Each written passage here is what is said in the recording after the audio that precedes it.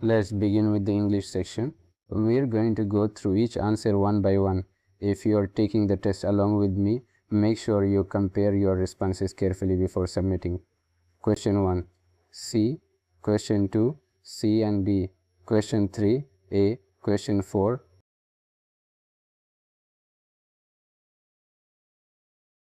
A. Question 5, C and A. Question 6, B.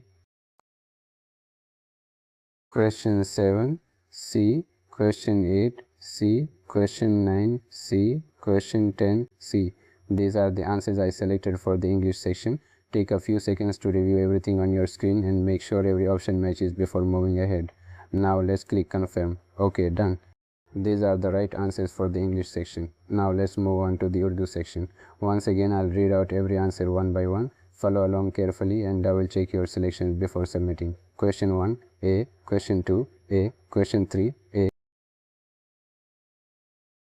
Question 4, B. Question 5, B. Question 6, A and B. Question 7, A, which is the option with the current meaning. Question 8, D. Question 9, B. Question 10, B. These are the answers I selected for the Urdu section. Please review each question once more to ensure that everything is correct before you submit your test.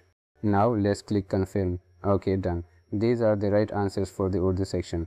If your answers match these, then you're all set. I hope this walkthrough helped you. Thank you for watching and best of luck with your test results.